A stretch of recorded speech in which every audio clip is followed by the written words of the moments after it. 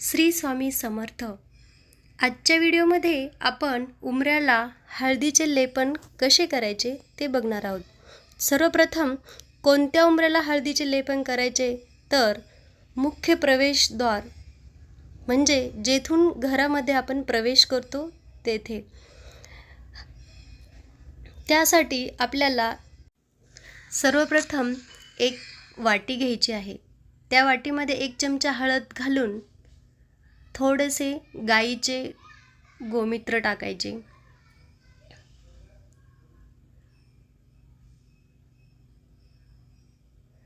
आणि त्यानंतर थोडेसे गुलाबजल टाकून घेऊ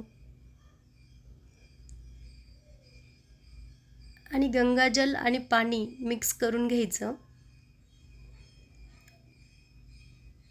ते सगळं एकत्र झालं की हे हळदीचे लेपन उंबऱ्यावर अशा प्रकारे पसरवून हाताने त्याला लेपन करून घ्यायचे।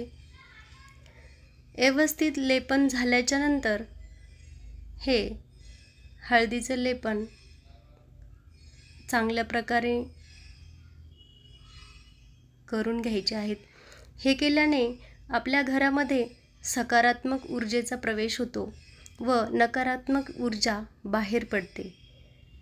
घरामध्ये सुख शांती समाधान लाभण्यासाठी हे हळदीचे लेपन आपण उंबऱ्याला पौर्णिमा व अमावास्येला करायचे असते। त्यानंतर दोन्ही बाजूने हळद कुंकू व अक्षदा टाकून घेऊन थोडेसे फूल वगैरे वाहून आपण उंबऱ्याची पूजा करून घ्यायची।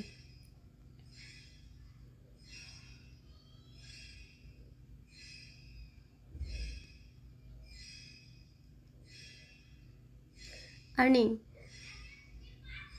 साजूक तुपाचा दिवा लावायचा। यामुळे घरामध्ये लक्ष्मीचा वास राहतो व लक्ष्मी म्हणजे धन संपदा ऐश्वर्य देणारी देवता। साजूक तुपाचा दिवा लावल्याच्या नंतर ती प्रसन्न होते।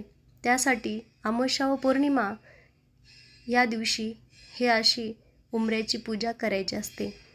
व्हिडिओ आवडला असेल तर चॅनलला लाईक करा, सबस्क्राईब करा आणि शेअर करा। पुन्हा एकदा श्री स्वामी समर्थ।